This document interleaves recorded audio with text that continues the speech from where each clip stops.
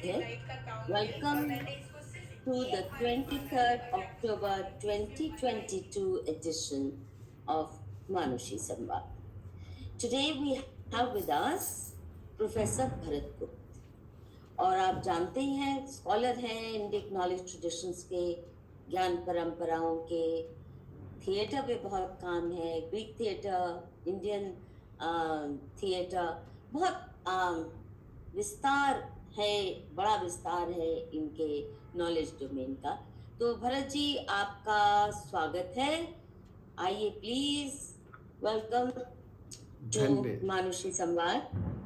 धन्यवाद मधु जी। तो आप आपके जी, दर्शकों और सबको आज छोटी दिवाली की शुभकामनाएं और कल बड़ी दिवाली की, और आज उसी से संबंधित आपको हम मेरी चर्चा तरफ से कर भी रहे हैं। जी, और हमारे व्यूअर्स को भी मेरी जी, तरफ से जी। दिवाली की शुभकामनाएं।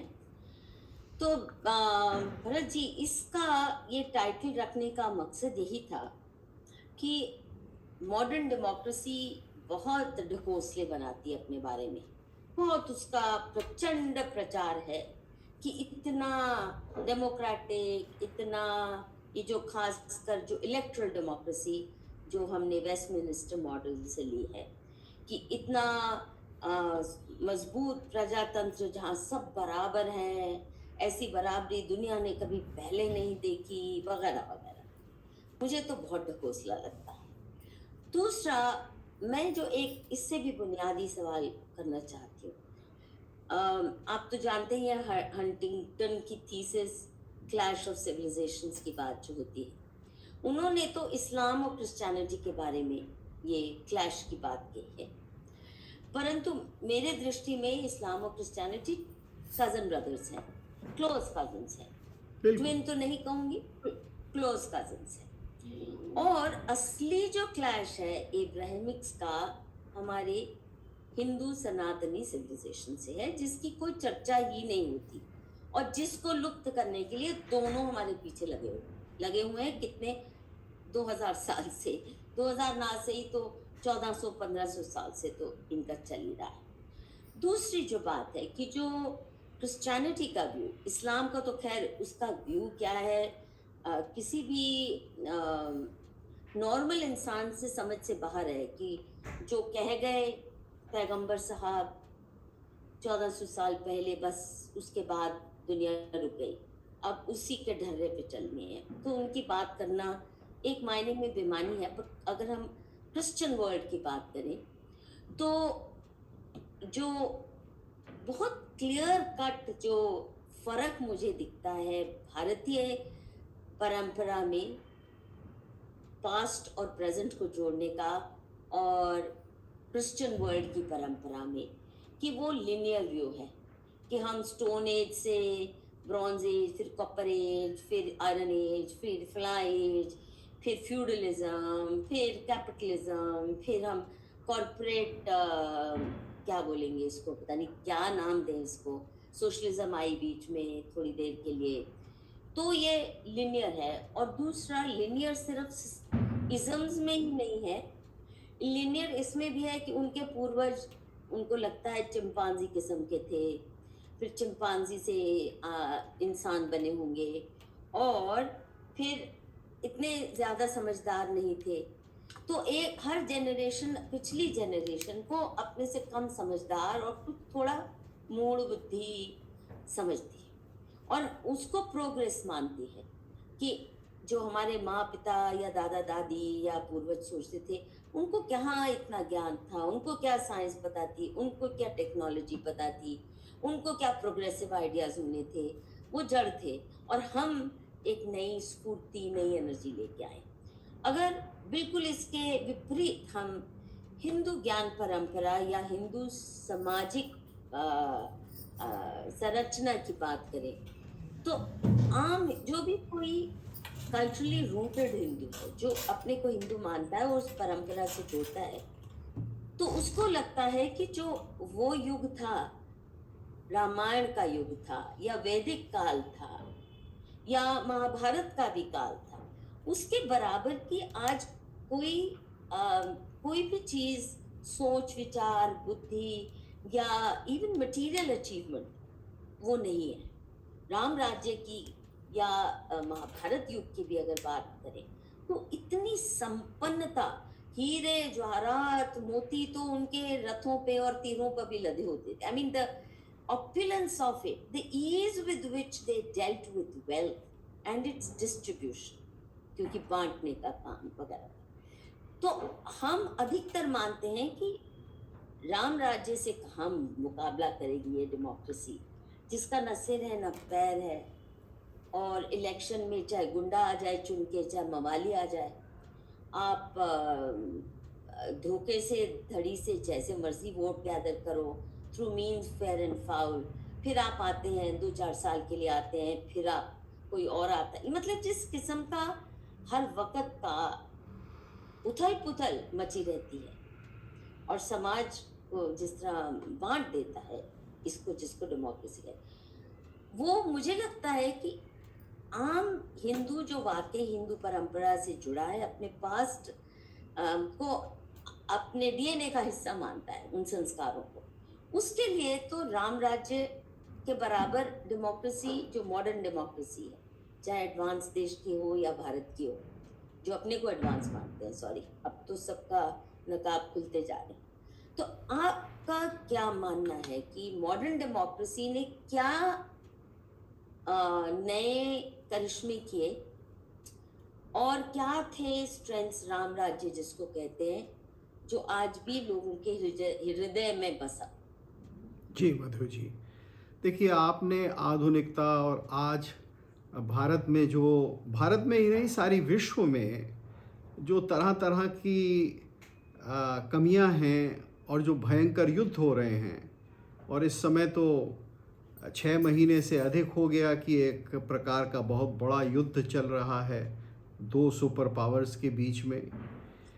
इस सब को देखते हुए ये कहना बहुत कठिन है कि आज जो मॉडर्न डेमोक्रेसी है जिसको वो कहते हैं सबका वोट यानी यूनिवर्सल सफरेज, वो शायद एक मॉडल नहीं है जो बहुत दिनों तक चल पाएगा।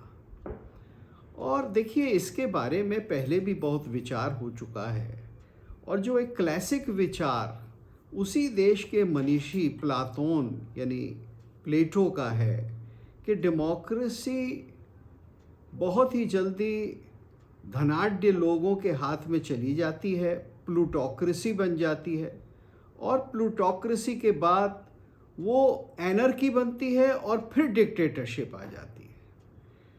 हम लगभग उसी के लक्षण अब देख रहे हैं। हम देख रहे हैं कि नए प्रकार के राजा जो अमेज़ॉन और गूगल और इस तरह के बहुत बड़ी बड़ी कंपनियां चलाते हैं, वैश्विक राजा हैं जो प्रेसिडेंट ऑफ यूनाइटेड स्टेट यानी पोटस से कहीं बड़े हैं, बहुत ताकत रखते हैं, उसको हटाना तक उनके लिए संभव है। कुछ लोगों की दृष्टि में ऐसा हो चुका है पहले ही। तो अब हो ये गया है कि पैसे वालों के हाथ में ताकत आ चुकी है, और जो प्लेटो ने कहा था कि डेमोक्रेसी का पतन होगा और प्लूटोक्रेसी में धनाढ्य लोगों के यानी धनतंत्र आ जाएगा, जिनके पास संपदा है उनके हाथ में पूरी ताकत आ जाएगी। और अब दूसरा जो वास्तव में इस समय सांप्रति में जो चरण चल रहा है कि आप युद्ध देख रहे हैं, और जो ये युद्ध है वो लगभग मुझको लगता है, डर लगता है मुझे कि वो एनर्की की ओर जा रहा है, और लगभग वही बात जो प्लेटो ने कही थी कि फिर एक साम्राज्यवाद की ओर नहीं, हम डिक्टेटरशिप की ओर, टिरनी की ओर जा रहे हैं। तो वो टिरनी विद्यमान हो रही है। अब देखिए, जब भारत में डेमोक्रेसी के बारे में सोचते हैं हम, तो हम सोचते हैं बस हमेशा यही डेमोक्रेसी थी। और पश्चिम के बहुत सारे लोग जिनको इतिहास का ज्ञान शायद कम है, वो ये नहीं समझते कि यूनान में, ग्रीस में भी जो डेमोक्रेसी थी उसमें 20 से 25% लोग एक शहर के वोट किया करते थे। स्त्रियां तो वोट ही नहीं करती थी, केवल कुलीन लोग वोट करते थे। जितने भी नौकर चाकर और इस तरह के लोग थे उनका कोई वोट नहीं होता था। तो वो डेमोक्रेसी एक बिल्कुल अलग थी। तो क्या वो बुरी थी? आप अगर एंशिएंट ग्रीस को मानते हैं कि उसने बहुत तरक्की करी और उसको आप मानते हैं कि वो आपका एक इंटेलेक्चुअल एंसेस्टर या सिविलाइजेशनल मॉडल था, तो उसमें तो आज जैसी डेमोक्रेसी नहीं थी। उसमें तो कुछ लोगों का राज्य होता था। अब देखिए, ये जो कुछ लोगों का राज्य है, ये किस तरह से प्राचीन काल में अलग अलग देशों में रहा। हमारे यहाँ एक पूरी व्यवस्था अलग थी। हमारी व्यवस्था, जिसको आज हम कहते हैं कास्ट सिस्टम की व्यवस्था और जिसको बहुत बुरा मानते हैं, उस व्यवस्था में जो रूलर हुआ करता था, जो क्षत्रिय वर्ग होता था, जो क्लास अपनी पावर विल्ड करता था, जो राजा बना होता था, उसके हाथ में ना तो आचरण था कि कानून क्या होगा। वो कानून नहीं बनाते थे, धर्मशास्त्र वो नहीं बनाते थे। धर्मशास्त्र तो चलता हुआ था। वो लोकशास्त्र भी होता था, लोगों की इच्छा से भी बनता था और कुछ विशेष लोगों की इच्छा से बनता था। और फिर राजा भी जो राज्य करता था, वो लोगों की क्या इच्छा है इसको देखे बिना राज्य नहीं कर सकता था। हम अगर राम को लेंगे तो राम को बार बार ये कहा है वाल्मीकि ने कि ये लोक भीरु है। लोक भीरु का मतलब ये नहीं कि डरपोक है, कि किसी के कुछ कह देने से डर जाएगा। लोक भीरु का मतलब ये है कि जो लोक हैं, यानी जो पूरी प्रजा है, उसकी बात से की कद्र करता है और प्रजा क्या चाहती है और प्रजा क्या नहीं चाहती है, उन दोनों को वो समझता है राजा, और उसी के हिसाब से व्यवहार करता है। अब देखिए, राम राज्य की जब बात होती है तो वहाँ राजा किस प्रकार का है।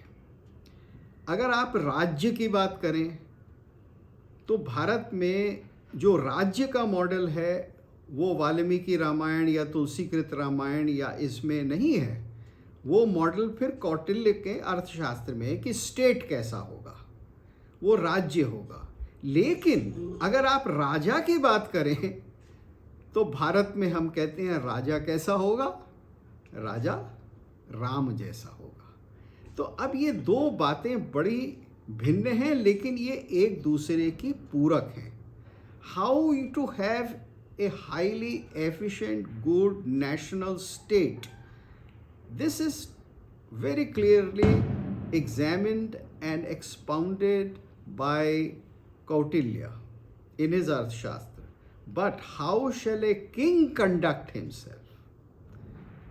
The first and the last example in Indian history is Ram. Now, what is so... I wouldn't say the last example, I would say the most iconic example. Yeah, last, I mean, Yudhishthir no, bhi no, hai. I don't mean historically last. I mean in terms of Garna. मतलब last अद्वितीय, हाँ, the What last Indian word. is the last word. Yeah, exactly. जो phrase है first and last का मतलब, तो वो सर्वोपरि हैं, वो सबसे ऊपर हैं। अब क्यों ऐसा है? ऐसा क्या कारण है कि हम राम को सबसे ऊंचा मानते हैं? देखिए, यहाँ मैं एक श्लोक आपके सामने उद्धृत करूँगा जो ना वाल्मीकि रामायण से है, न तुलसी की कोई चौपाई है। वो एक अन्य रामायण है, मध्यकाल की ही, और वो श्लोक ये है: स्मरताम हृदि विन्यस्य दंडक विद्धम कंटकैः। स्मरताम हृदि विन्यस्य दंडक विद्धम कंटकैः स्वपाद पल्लवम राम आत्मज्योतिरगात्तदा। राम अपनी ज्योति में राज्य करके लौट गए, लेकिन उससे पहले उन्होंने क्या किया? अपने भक्तों के, अपने मानने वालों के हृदय में हृदय विन्यास्य रख कर गए। क्या रख कर गए? स्वपाद पल्लवम, अपने 2 चरण रख कर गए। लेकिन वो 2 चरण कैसे हैं? दंडक विद्धम कंटकई। दंडक वन के जो कांटे हैं, वो कांटे उनके चरणों में चुभे हुए हैं। यानी राम कौन है? जो धर्म की स्थापना के लिए, जो राक्षसों के वध के लिए, जो मुनियों की रक्षा करने के लिए, जो धर्म की स्थापना करने के लिए दंडक में, जंगल में घूम रहा है और उसके पैर छिल गए हैं। ये ठीक है। बहुत सुंदर, बहुत बहुत मार्मिक है। तो बहुत वो पैर अपने भक्तों के हृदय में राम छोड़कर जाते हैं। हाँ ठीक है, वो पैर हैं, वो पैर जानकी कर सरोज लालितौ भी कहे गए हैं कि जानकी अपने कर पल्लव से जिनको संवारती रहती हैं, कांटे निकालती रहती हैं, लेकिन फिर भी क्या है? दंडक विद्धम कंटकई है। तो ये एक श्लोक जो है वो राम के चरित्र को पूरी तरह से हमारे समक्ष रख देता है, समाप्त कर देता है कि राम वो है जो दूसरों के लिए कष्ट उठाता है। तो अब इसीलिए वो श्रेष्ठतम राजा है। वो राजा है कि वो ये देखता है कि कहाँ कहाँ कैसे कैसे मेरी प्रजा का कल्याण होगा। देखिए, भारत में जो ये शब्द है प्रजा, राजा और प्रजा, तो यहाँ संबंध क्या है? यहाँ संबंध एक प्रकार से बाप और बेटे का संबंध है। बाप और बेटे से मतलब संतान का संबंध है कि जिस तरह से पिता, जिस तरह से परिवार का नेता, माता पिता, यह दोनों के लिए आ गया, वो जैसे संतान का ध्यान रखती है और उसको सर्वोपरि रखती है, first in order of preference, first in order of interest रखती है, ऐसे ही जो राजा है वो प्रजा को रखेगा। तो प्रजा राम किस तरह से देखते हैं? राम देखते हैं आत्मोत्सर्ग करके। तो जो जितनी भी मर्यादा है राम की, जो उनको मर्यादा पुरुषोत्तम कहा गया है, वो बार बार मर्यादा किस चीज़ में आती है? वो मर्यादा आती है कि कहीं भी मुझको प्रजा के हित से अलग नहीं जाना है। और वो ऐसा नहीं है कि Ram will think of the last और द पुअरेस्ट मैन। ये तो मॉडर्न डेमोक्रेसी है, ये तो मॉडर्न आइडियाज़ हैं।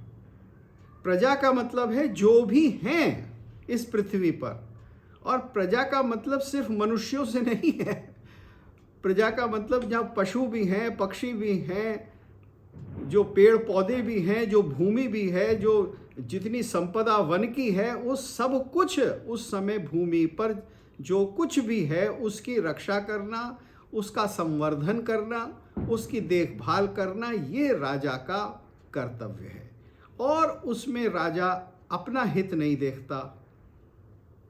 देखिए, बहुत से लोग क्रिटिसाइज करते हैं कि अंतिम समय में सीता को वनवास दिया या सीता को वन पर छुड़वाया, लेकिन आज हम नहीं समझते कि वो जो भरत जी, जमाना था, उस पे हम कभी और बात करेंगे। चलिए आज क्योंकि उसको उस छोड़ पे देते हैं। इतना फालतू में, हाँ, मैं उसको इतना छोड़ देता हूँ, हाँ, उस पक्ष को छोड़ we'll have a देता हूँ। special केवल session on that. हाँ, उसको केवल इतना ही कहूँगा कि वो ज़माना जो था वो लोक भीरू राजा के द्वारा किया गया। आज मैं उस प्रसंग को या दृष्टांत को छोड़ देता हूँ। लेकिन जितना भी राम का जीवन है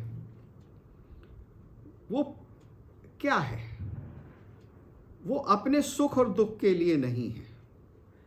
जब तुलसी ने कहा है कि राम कौन है कि जिसको राज्याभिषेक की खबर मिली तो वो प्रसन्न नहीं हुए, प्रसन्नताम या नगता, यानी जिसको प्रसन्नता नहीं हुई, और जिसको वनवास के लिए जब कहा गया तो उसको दुख नहीं हुआ।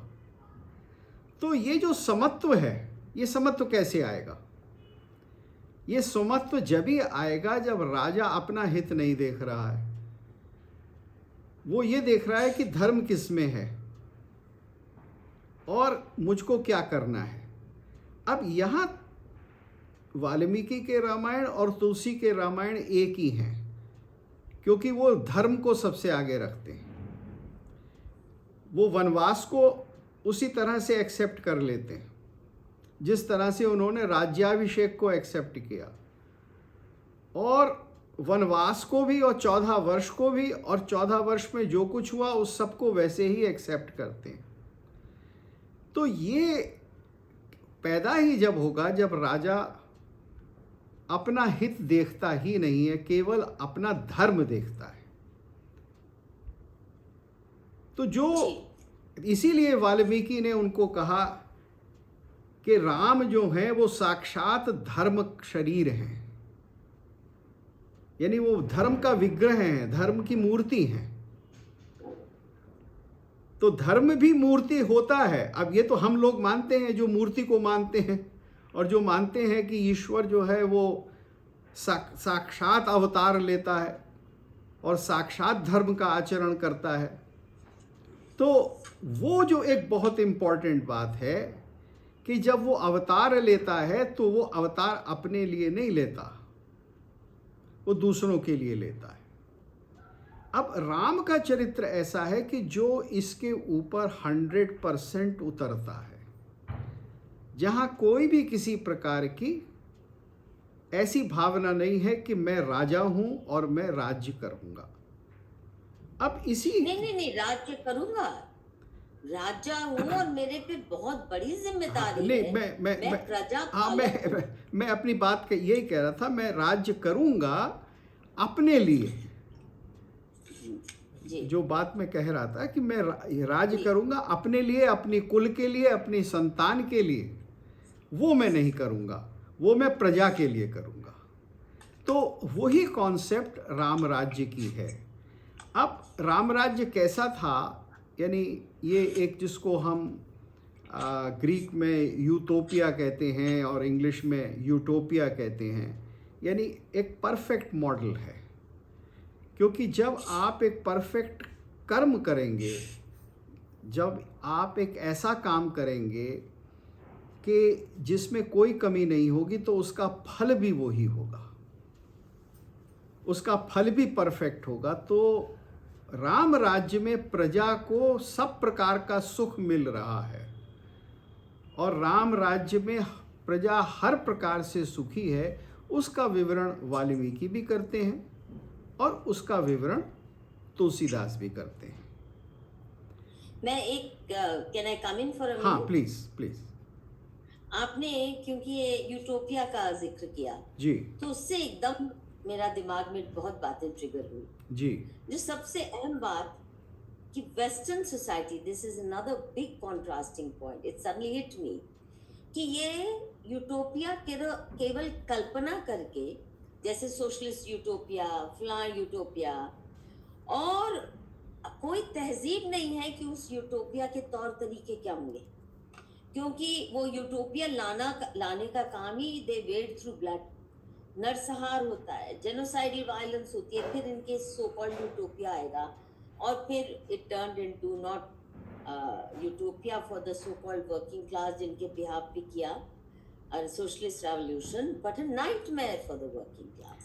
Now the point that I'm trying to make is, हमारा जो से राम राज्य की परिकल्पना है, या जो चाणक्य कहते हैं, वो सिद्ध करके दिया कि क्या क्या कायदे कानून राजा को अपनाने हैं और किस आधार पे आपको राज्य चलाना है, जिससे एक आदर्श राज्य बन सके, बिल्कुल जिसमें बिल्कुल आप प्रजा पालक हैं, आप सुल्तान नहीं हैं बिल्कुल। जो फरमान देते हैं और फिर जो नहीं सुनता उसका सरतन से जुदा, वो नहीं है। और again you see it differs from the Christian और the European notion, you know, the chain of being, God in the heaven, then the king is next on earth, his representative, फिर उसके नीचे उसके लॉर्ड्स, वैसल्स, पूरी chain of being है। ये जो उल जलूल लोग हमें कहते हैं हमारे जाति वर्ण सिस्टम 4 भागों में आपने विभाजित किया। इनकी तो पूरी चेन ऑफ बीइंग थी, जहाँ जी हिल हाँ। ही नहीं सकते थे आप। जी इतना उजड़ सिस्टम, परिकल्पना भी देखिए, it's really like a vertical, somebody else is sitting on your head. सभी किसी न किसी के सर पे सवार हैं, फिर ऊपर God almighty who is there to punish you and beat you with a stick if you don't behave well. Whereas एक तो हमारी ईश्वर की परिकल्पना इज, ईश्वर आपके अंदर ही है, और अथाह प्रेम, ईश्वर इज अथाह प्रेम और क्रिएटिविटी। तो राम देखिए राज्य जी is actually practiced, has been practiced. It's not a myth. And therefore, the big difference, they don't even know what an ideal ruler should be like, or ideal ruler-ruled relationship. प्रजा राजा का आदर्श क्या होना चाहिए, इनके अभी तक इन लोगों को समझ ही नहीं आया। हाँ तो देखिए इसलिए डेमोक्रेसी के नाम पे भी आपने जो इन्होंने जिक्र किया ये tyranny, हाँ ये बड़ी लेटर यूटोपियास का है। और अगर आप प्लेटोनिक यूटोपिया देखें तो प्लेटोनिक यूटोपिया एक दूसरे तरह से चलती है, लेकिन इसमें कोई शक नहीं कि उसमें इक्वालिटी नहीं है वास्तव में। उसके अंदर भी सुपीरियॉरिटी ऑफ द रूलर्स है, yeah. उसके अंदर भी ग्रेडेशन है, हायरार्की है। और जिस फ्री मैन एंड स्लेव्स, सबसे पहले तो यही ना, फ्री सिटीजंस वर्सेस स्लेव्स और स्लेव्स किसी भी हक के हकदार नहीं, और कोई अधिकार नहीं है। और प्रजा में भी या सिटीजन में भी गार्डियन अलग हैं, वर्कर अलग Yes. है, उसके अंदर भी हायरार्की है। तो राम का या भारतीय दर्शन का जो आधार है उसमें सबसे पहला तो आधार है कि संसार में जितने भी जीव हैं वो सब बराबर हैं। मनुष्य ही बराबर नहीं है, जीव भी बराबर हैं। क्योंकि कोई आज सर्प है, सर्प की योनि में है, तो इसका मतलब ये नहीं है कि वो निकृष्ट है। जी, क्योंकि कल को मेरा जन्म भी सर्प में या कीट में या किसी दूसरे जीव की योनि में होगा, मैं ये मानकर चल रहा हूं। तो दर्शन बिल्कुल भिन्न है। दर्शन तो ये है कि जितने भी जीव बने हैं वो सब उसी एक तत्व के द्वारा प्रकट हैं, उसी एक तत्व में लीन होते हैं। तो ये जो दृष्टि है, ये यूटोपिया बिल्कुल अलग यूटोपिया है।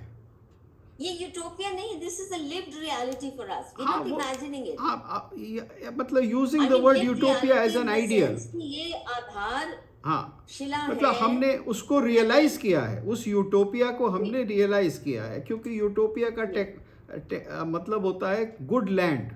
तो वो गुड लैंड हमारे यहाँ साकार हो चुका है, और वो गुड लैंड का साकार होना जो है वो राम राज्य के रूप में है। और राम राज्य का वर्णन इसीलिए वाल्मीकि भी करते हैं और इसीलिए तुलसी भी करते हैं। नहीं, और देखिए राम राज्य कोई ऐसा नहीं कि पूरी बात हो गई पुरानी।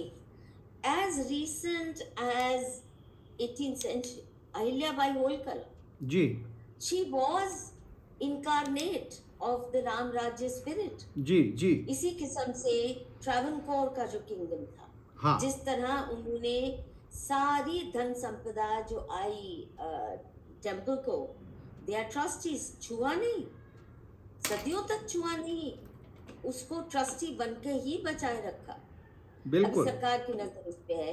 So called democratic government is now dying to snatch it away. Exactly. Loot and plunder. The बिल्कुल point I think that is so important कि it hasn't died. ये रजवाड़ों में भी इनको जितना मर्जी ये डिमोनाइज करें अंग्रेजी शासन में, बहुत से राजा ऐसे थे जो राम राज्य की परिकल्पना को साथ लेके अपना उन्होंने आचरण ढाला। श्रेष्ठ और जी जी श्रेष्ठ राजा तो राम को ही आइडियल मान सकता है। जी और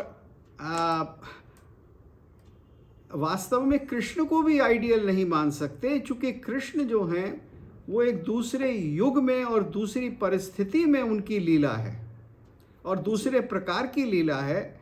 लेकिन राम को अगर राजा के रूप में किसी को देखना है तो राम के अतिरिक्त तो कोई हो नहीं सकता। इसीलिए राम राज्य कहा जाता है, कृष्ण राज्य एक फ्रेज के रूप में नहीं कहा जाता। नहीं, युधिष्ठिर उनके अ, चिन्हों पे चले, ये तो माना जाता है। देखिए, ये तो सही है कि जो भी राजा है, धर्मराज मानते थे उन्हें भी। हाँ, जो भी उनको धर्मराज माना, लेकिन महाभारत चूंकि द्वापर के अंत में और कली के प्रारंभ में एक पूरी आख्यायिका है, या जितने भी उसके चरित्र हैं वो उस समय हैं, तो उन चरित्रों के अंदर वो उत्कृष्टता नहीं आती, न आ सकती है। क्योंकि देखिए, रामायण और महाभारत में जो मौलिक अंतर है वो केवल ये है कि रामायण में भाई भाई के लिए उत्सर्ग करता है, और महाभारत में भाई ही भाई का विद्रोह करता है। नहीं, पर रामायण में भी तो है बलि और नहीं, जिसने हाँ, अपनी लेकिन वो भाई की पत्नी, हाँ, लेकिन वो उसके मतलब नायक पात्र नहीं है। हाँ, देखिए, जब नाटक में हम देखते हैं कि नायक या नायिकाओं में कौन है, तो हम उनको देखते हैं। पात्र तो नाटक में और भी होंगे, क्योंकि आपको पूरी दुनिया दिखानी है, उसमें हर प्रकार के लोग दिखाने हैं। तो ये ठीक है कि उसमें बाली और सुग्रीव भी होंगे, और उसमें रावण तो होगा ही होगा, क्योंकि बिना उस प्रकार के तत्व के लिए जो है वो पूरी की पूरी कथा या जीवन का सत्य नहीं बनता। लेकिन जो वैष्णव परिकल्पना बनी है रामायण की भी, उसमें भी रावण को हमने एक प्रकार से खल या दुष्ट या सेटन नहीं माना है। ये माना है कि राम के द्वारा मारे जाने के बाद उसका उद्धार हो जाता है, और उसको भी वही सद्गति मिलती है जो किसी और को मिलती है। जैसे अग्नि के आने के बाद कोई भी द्रव्य या कोई भी तत्व केवल अग्नि ही बन जाता है, वेपर बन जाता है। तो इसी तरह से कोई भी कितना ही निकृष्ट या कितना ही गिरा हुआ जीव क्यों ना हो, वो ईश्वर के सानिध्य में फिर उसी गति को प्राप्त होगा, परम गति को प्राप्त होगा। वैष्णवों का यही सिद्धांत है। और आगे चलकर जो रामायणें लिखी गई उसमें रावण को भी ये कहा गया कि ये उसने द्वेष भक्ति की थी, और उसका फल ये मिला कि उसको सद्गति हुई। तो वहाँ सेटन नहीं है जी, वहाँ अच्छे और बुरे की हायरार्की नहीं है जी।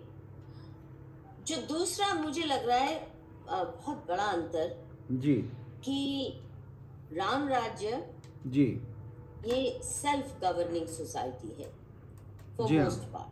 जी हाँ, जो मार्क्स ने भी नोटिस किया था, हाँ, मार्क्स का 19th सेंचुरी तक कि India is a land of self governing village republics, जी हाँ, यानी ऊपर बैठ के राजा हुक्म नहीं चलाता जी कि आप बीवी और पति का क्या रिश्ता होगा, पत्नी पत्नी का, भाई बहन का क्या रिश्ता होगा, उसके कानून पास किए जाएंगे दिल्ली में लॉ मिनिस्ट्री में बैठ के। ये वहाँ नहीं है ढकोसला। बिल्कुल, हर कम्युनिटी को, चाहे कोई भी उसका स्टेटस इतिहास रहा हो, उसको अपने अंदरूनी मामले सेल्फ गवर्न करने की पूरी छूट थी।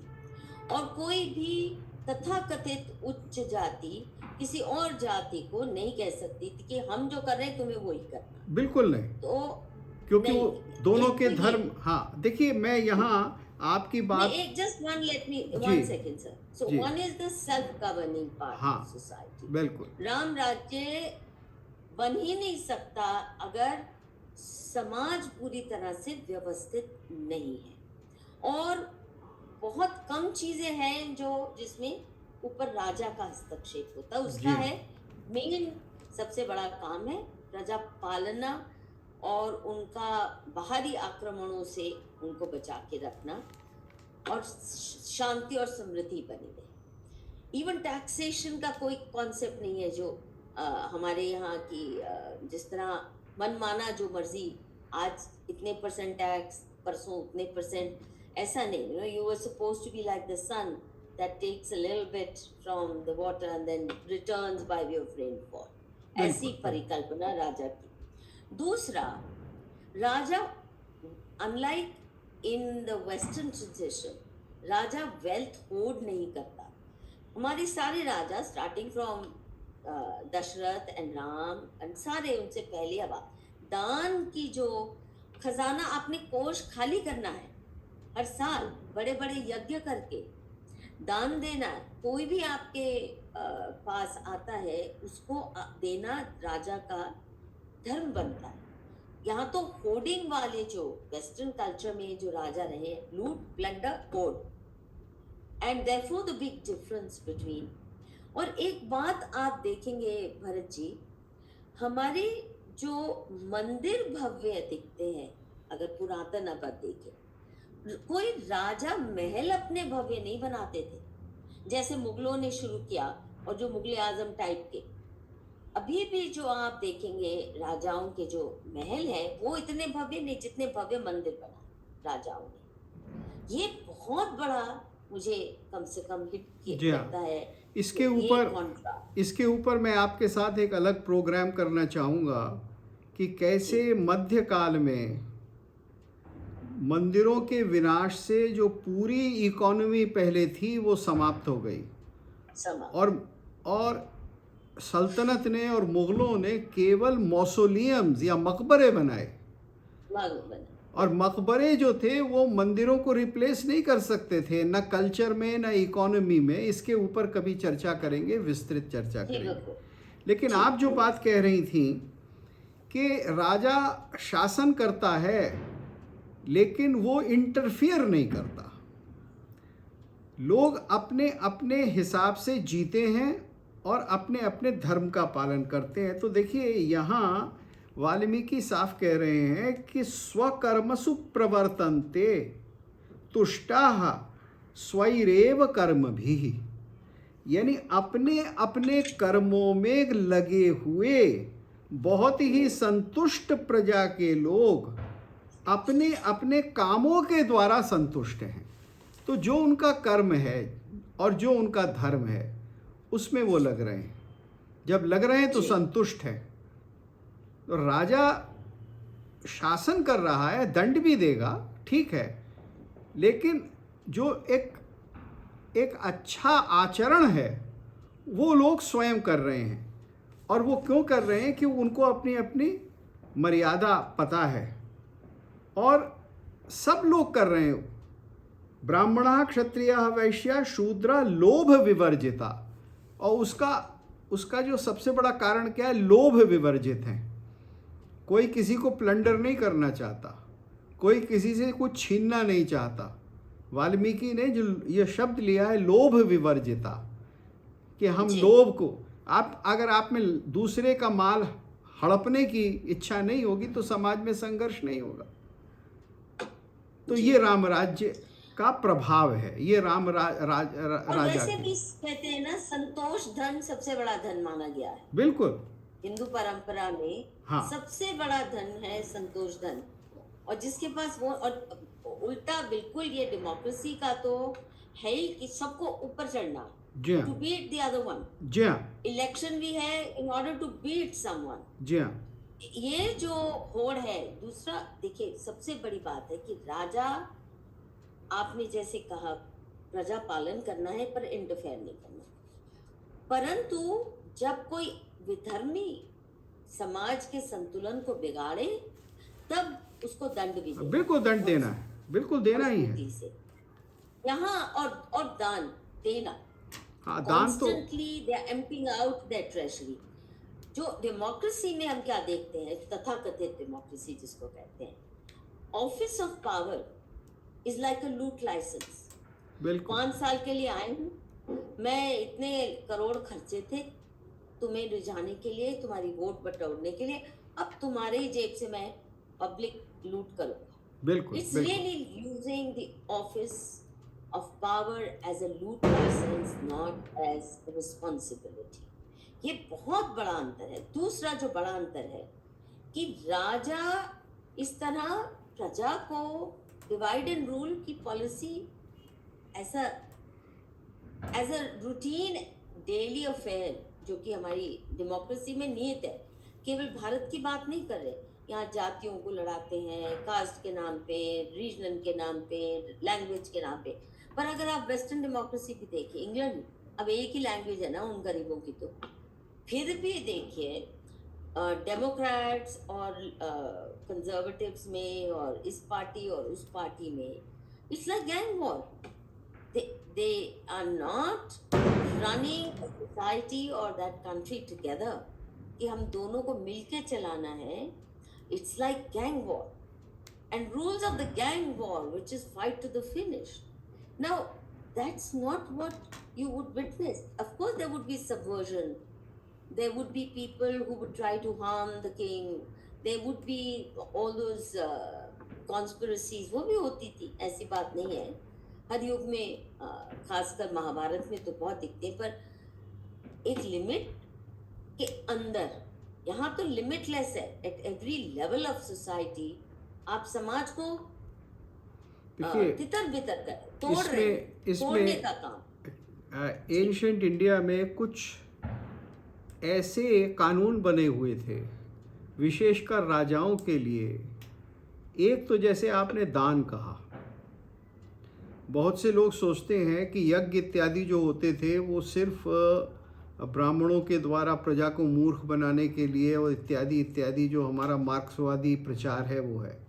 वास्तव में यज्ञ एक बहुत बड़ा ऐसा समायोजन होता था जिसमें तरह तरह से हर स्तर के व्यक्ति को, यानी अत्यंत गरीब व्यक्ति से लेकर बहुत ऊंचे विद्वान तक, उन सबको संपत्ति दी जाती थी। यानी जो वो काम करते थे उसके लिए दी जाती थी। जो ऋत्विक और ब्राह्मण यज्ञ कराते थे उनको राजपुत्रियों के साथ विवाह में दिया जाता था। यानी एक जो विवाह था मनु के ने जो 8 बताए हैं, उसमें जो एक विवाह है उसमें ये भी है, उसके अंदर विवाह भी है।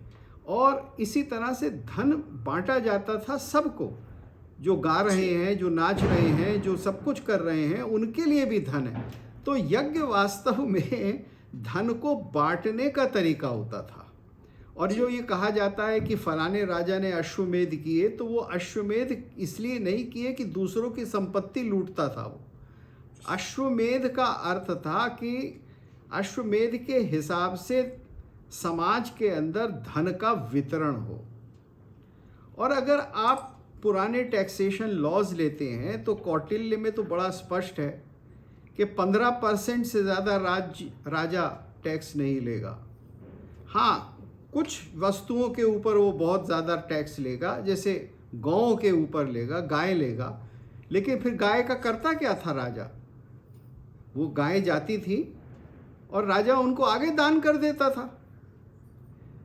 तो ये जो दान की साइकिल थी और जो दान का समाज था, जहाँ सबको दान करना है, केवल राजा को दान नहीं करना है। अगर मैं अपने घर में कोई समायोजन करूँगा, कोई त्यौहार मनाऊंगा, तो मुझे भी दान करना है। और मुझे भी जो लोग मेरे आश्रित हैं या जो लोग मेरे संबंधी हैं या जो लोग मेरे सेवा में हैं, उन सबको दान करना है। तो वो जो संबंध था यज्ञ का, कि जिसमें एक यजमान है और दूसरा पुरोहित है या कार्य करने वाला है, ये सारे समाज में ऑपरेट होता था। और आप देखिए कि मनुष्यों के लिए बृहदारण्यकोपनिषद में जो सर्वश्रेष्ठ धर्म मनुष्यों के लिए बताया गया है वो दान है। प्रजापति कहते हैं कि तुमको दान करना है क्योंकि तुम मनुष्य प्रकृति से लोभी हो। देवताओं को संयम रखना है क्योंकि आप अपनी इंद्रियों का दुरुपयोग कर सकते हैं। राक्षसों को दया रखनी है क्योंकि आपके पास बहुत बल है और आप उसका दुरुपयोग कर सकते हैं। लेकिन मनुष्य तुम लोभी हो, तो इसलिए उसका निवारण करने के लिए तुम्हें निरंतर दान करना है। और इसीलिए जितने भी महादानी माने गए हैं भारत के इतिहास में, शिवी जैसे महादानी जिन्होंने अपना शरीर दान कर दिया, तरह तरह के जो दानी हैं या कर्ण हैं, तो उनको सब और फिर हरिश्चंद्र हैं। तो इस तरह के जितने भी आप श्रेष्ठ पुरुष देखेंगे वो दान देने वाले हैं, कि वो देते हैं, दूसरों को देते हैं। तो ये दान का धर्म जो है अब आज की डेमोक्रेसी के बिल्कुल विपरीत है। आज का जो आइडियल है वो कंज्यूमरिस्ट आइडियल है। आज का आइडियल आधारित है कैपिटलिज्म पर, कॉलोनाइजेशन पर। ये जितना भी मॉडल डेमोक्रेसी का बना है, देखिए ये डेमोक्रेसी का मॉडल लोगों को जोड़ने के लिए नहीं बना है। अगर आप पश्चिम का इतिहास देखें, विशेषकर 12वीं-13वीं शताब्दी से, तो आप देखेंगे कि ये पूरी की पूरी स्ट्रगल जो है वो किस चीज़ की है। ये स्ट्रगल है कि राजा अधिकार लेगा, संपत्ति लेगा चर्च से, क्योंकि चर्च जो था वो पहले अपनी फौज भी रखता था, वो अपने अधिकार भी रखता था, अपनी भूमि भी रखता था, वो पैरेलल था। उसकी गवर्नमेंट कभी कभी राजा से भी बड़ी गवर्नमेंट होती थी।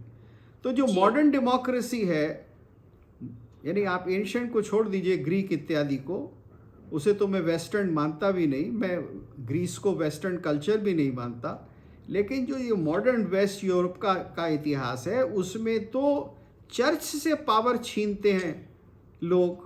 पहले राजा छीनता है और फिर बाद में मिडिल क्लास जब बन जाता है तो वो मिडिल क्लास डेमोक्रेसी के द्वारा वो राजा से पावर छीनता है। और फिर वो जो पार्लियामेंटेरियंस हैं वो फिर हर चीज़ के नियामक हो जाते हैं। वो मोरालिटी भी डिसाइड करते हैं, वो आर्ट भी डिसाइड करते हैं, वो फिलॉसफी भी डिसाइड करते हैं, वो कॉन्डक्ट भी डिसाइड करते हैं, और वो रूल्स ऑफ द गेम। और शायद इतिहास में इतना पर्सनल कॉन्डक्ट में इंसानों के क्योस और डिसोरिएंटेशन शायद कभी नहीं हुआ। समाज का बिखराव, परिवार का टूटना, हर जो भी हजारों साल से पुरानी चली व्यवस्थाएं और इंस्टीट्यूशंस थी सामाजिक बैलेंस के लिए, बनाए रखने के, सबको तोड़ा। बिल्कुल। और पुलिस और जुडिशरी हर देश में भ्रष्ट और बिकाऊ। ये नहीं, मैं सिर्फ भारत की बात नहीं कर रही हूँ। अब हमने देख लिया ना, सोशल मीडिया के ज़माने में तो अमेरिका भी नंगा हो रहा है, ये वेस्टर्न डेमोक्रेसीज भी नंगी हो रही हैं कि यहाँ भी कितनी भ्रष्ट इंस्टीट्यूशंस हैं, कितनी डिसोरिएंटेशन है। दूसरा एक देखिए, लास्ट पॉइंट लेते हैं, वो ये कि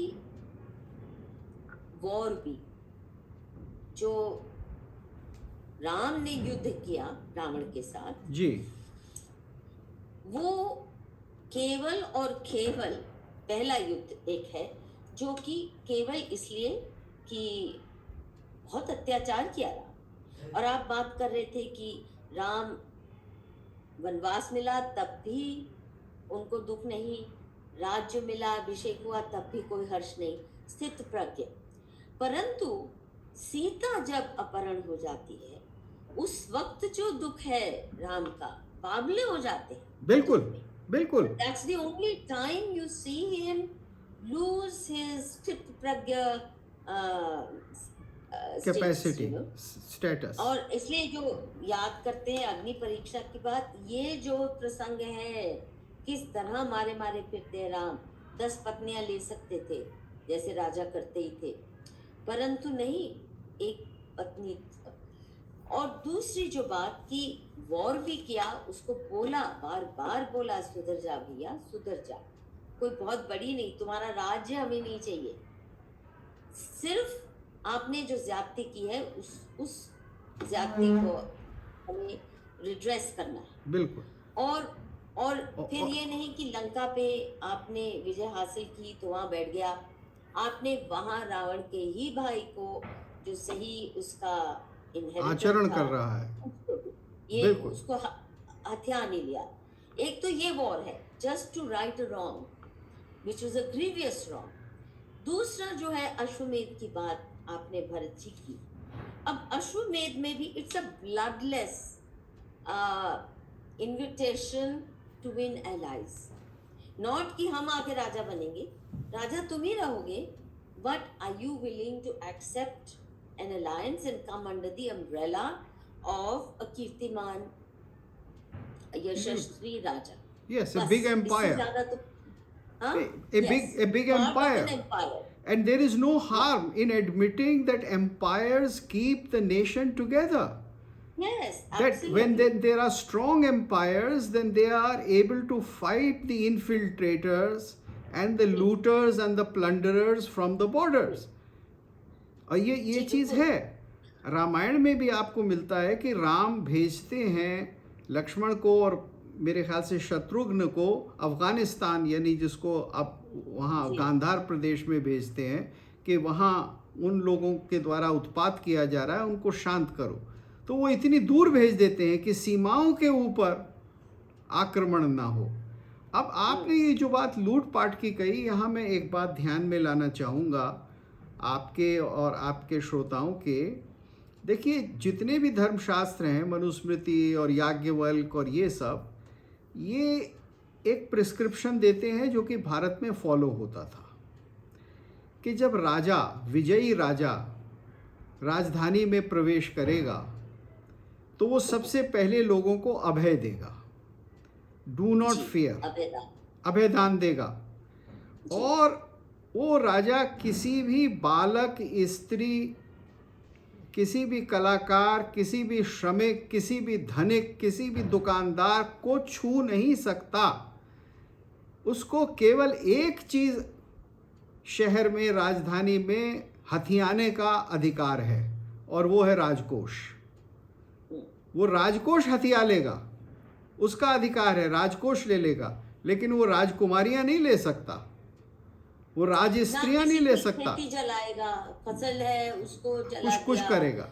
तो हाँ मंदिर लूट लिए, हाँ, ऐसा भी नहीं. ये सब आप नहीं करेंगे. और अगर आपको उस राजधानी के प्रमुख मंदिर के भगवान को भी ले जाना था, ऐसे भी उदाहरण मिलते हैं, तो आप अपने राजधानी में जाकर भगवान के लिए एक नियमित समय में पुराने मंदिर से भी बड़ा भव्य मंदिर बनाएंगे. जी जी और आप बड़े बड़े विद्वानों को, कलाकारों को वहाँ से ले जाएंगे, not out of force but out of invitation, कि आइए मेरे राज्य में आइए, मैं आपको और बड़े बड़े अग्रहार दूंगा, मैं बड़ी बड़ी यूनिवर्सिटी बनवाऊंगा आपकी, आप आइए. और इसके उदाहरण हैं कश्मीर में जो इतने बड़े विद्वान गए, यानी मैं ना वसुगुप्त इत्यादि, 6वीं शताब्दी 7वीं शताब्दी में, तो वो उत्तर प्रदेश से ही तो कान्यकुब्ज से ही तो लेकर गए थे ललितादित्य, वो ऑन इनविटेशन थे.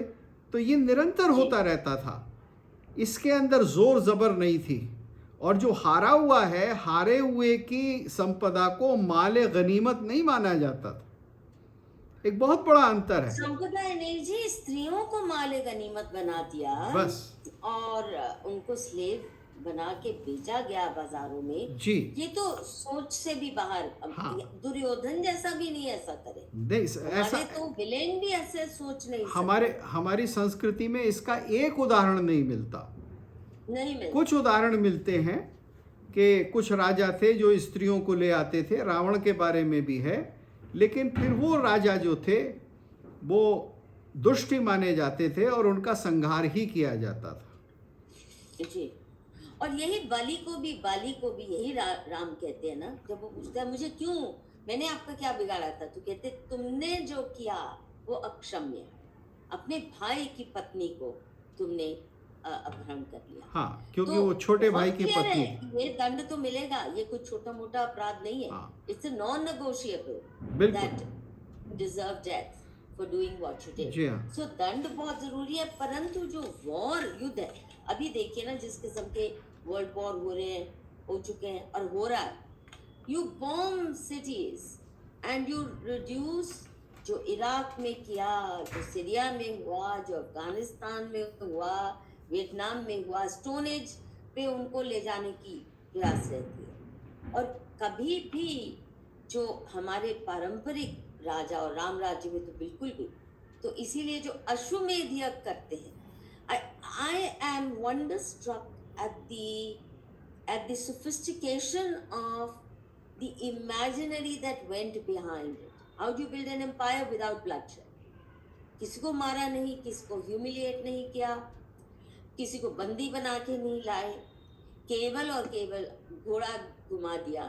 आपने अगर रोका तो ठीक है, फिर आपसे युद्ध होगा, वो भी मैदान में, और उसके भी कानून कायदे, उसके भी नियम थे और वो उसके नियम भी फॉलो नियम। होते और थे, क्योंकि जी साहित्य उसका प्रमाण है कि वो नियम के अनुसार ही युद्ध होते थे। जी। तो अभी आप ये बताइए कि ये फिर उछलते कूदते क्यों ये डेमोक्रेसी वाली?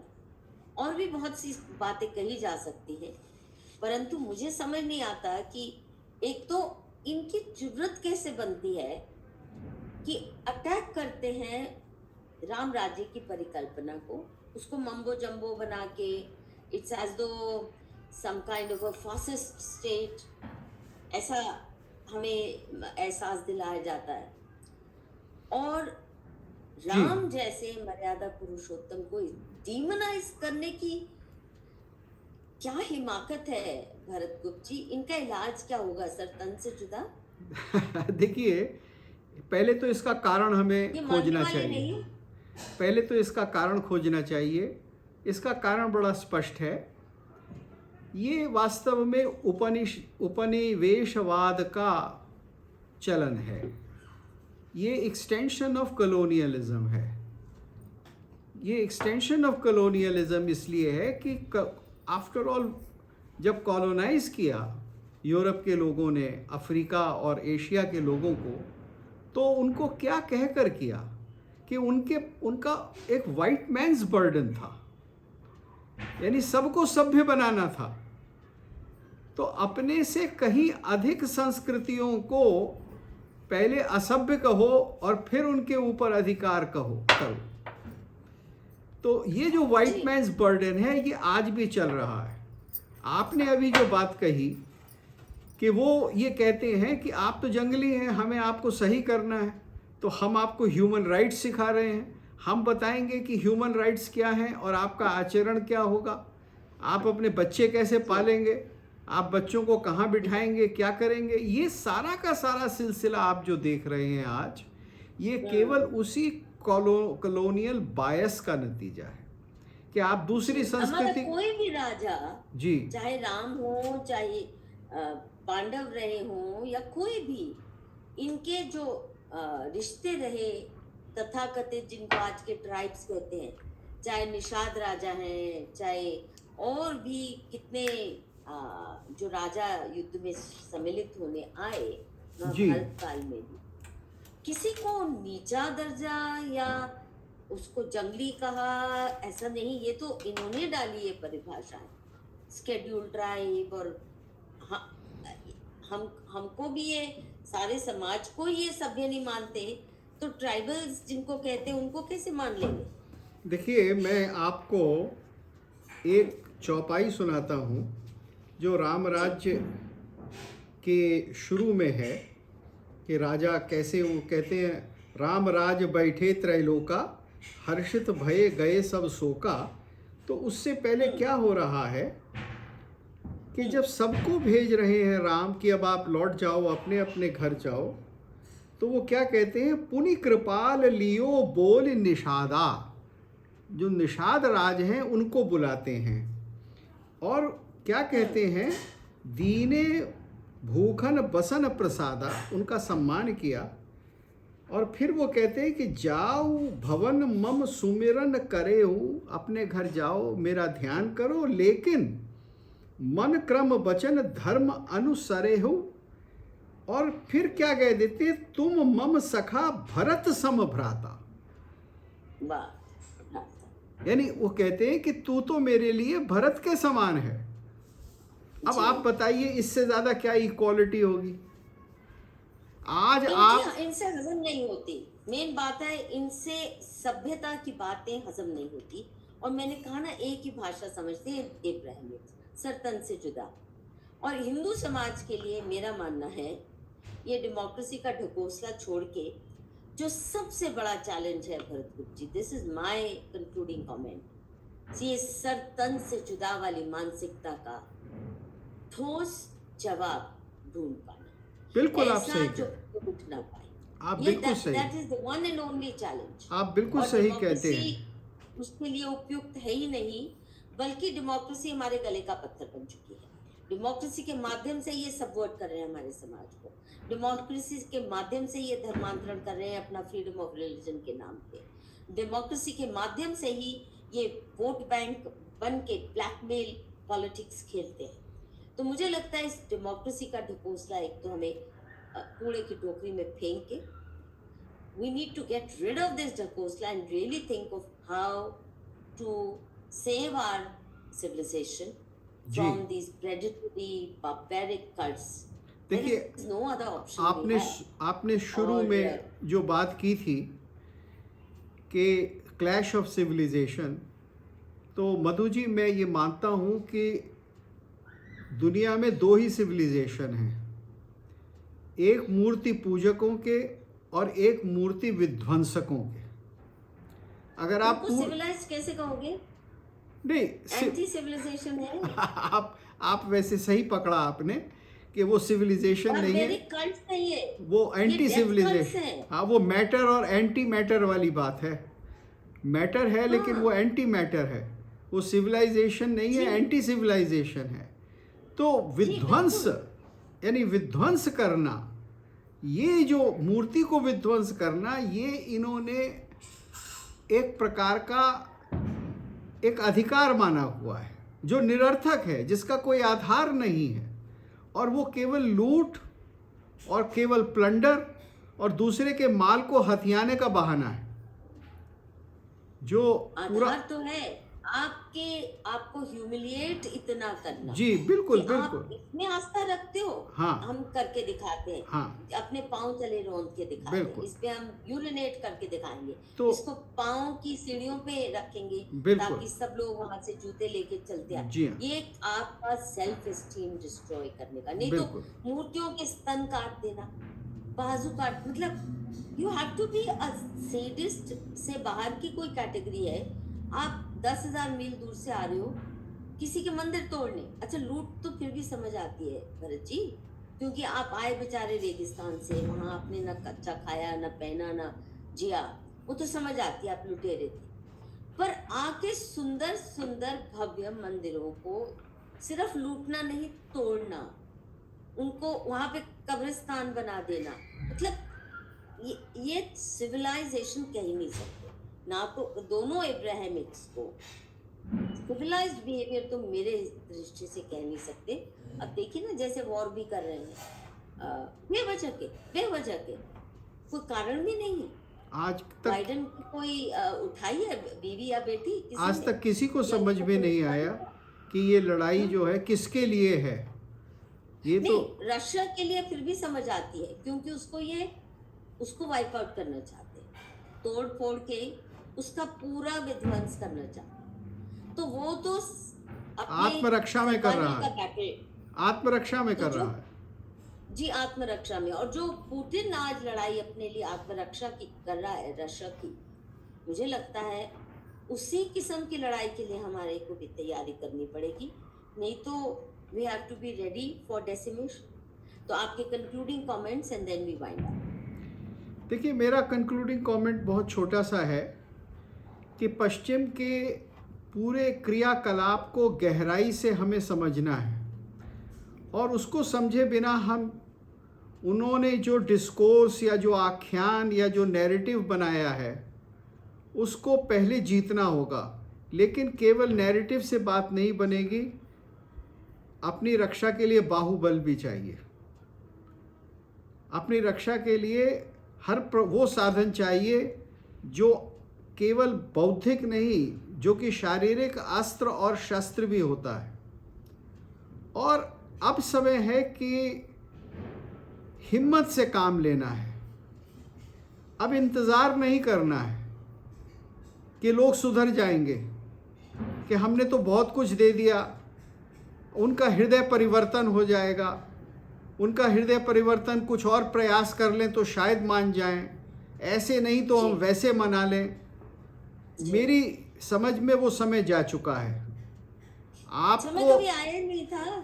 जी हेलो जी कब था वो समय? कौन सा समय था? मेरे को तो कोई भी नहीं याद आ रहा। तो कोई अब काल में जहाँ इन्होंने जी हाँ, दिखाया हो कि इनका हृदय भी है, परिवर्तन तो तब करेंगे। जी हाँ, तो अब एक बड़ा सीधा सवाल है कि क्या प्रतिकार करे बिना हम अपनी आत्मरक्षा कर सकते हैं? हमें प्रतिकार करना होगा, बौद्धिक प्रतिकार करना होगा, शाब्दिक प्रतिकार करना होगा और शारीरिक प्रतिकार भी करना होगा, हर प्रकार के आक्रमण का। जी, जी so we are both on the same page. Thank you very much Bharat ji and viewers. अभी कोई सुपर चैट आज नहीं है, इसलिए मैं आपकी आज्ञा लेती हूँ।